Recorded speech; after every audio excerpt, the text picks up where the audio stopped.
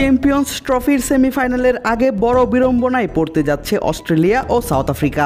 Group B থেকে ইতোমধ্যেই semifinal নিশ্চিত করেছে এই দুই দল।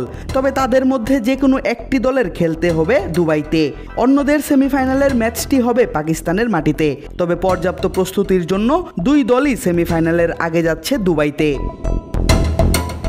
রবিবার চ্যাম্পিয়ন্স ট্রফির গ্রুপ পর্বের শেষ ম্যাচে ভারত মুখোমুখি হবে নিউজিল্যান্ডের। এই ম্যাচের ফলাফলের উপরই নির্ভর করবে কারা গ্রুপ এ থেকে গ্রুপ চ্যাম্পিয়ন ও রানার্স আপ হয়ে সেমিফাইনালে যাবে। অন্যদিকে গ্রুপ পর্বের ম্যাচ শেষ হয়েছে অস্ট্রেলিয়া এবং সাউথ আফ্রিকার। রমজানের বাজারের লিস্টে এসপি আছে তো? ভারতের আপত্তির কারণে এবারের চ্যাম্পিয়ন্স ট্রফি হচ্ছে হাইব্রিড মডেলে।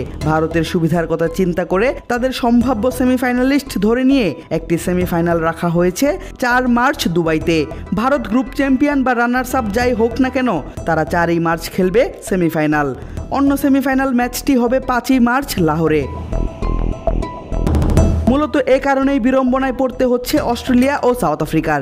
ভারতের বিপক্ষে যারা সেমিফাইনালে খেলবে তারা থেকে যাবে দুবাইতে, আর আরেকটি দল সেমিফাইনাল খেলতে দুবাই থেকে আবারও ফিরবে পাকিস্তান। অস্ট্রেলিয়া দল ইতোমধ্যেই পৌঁছে গেছে দুবাই। রওনা দেওয়ার কথা সাউথ আফ্রিকারও।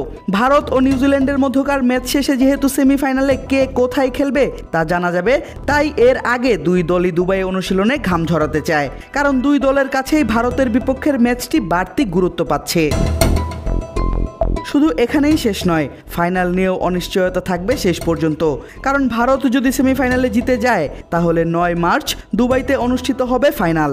আর ভারত যদি কোনো কারণে ফাইনালে যেতে না পারে তাহলে ফাইনাল অনুষ্ঠিত হবে লাহোরের গাদ্দাফি স্টেডিয়ামে।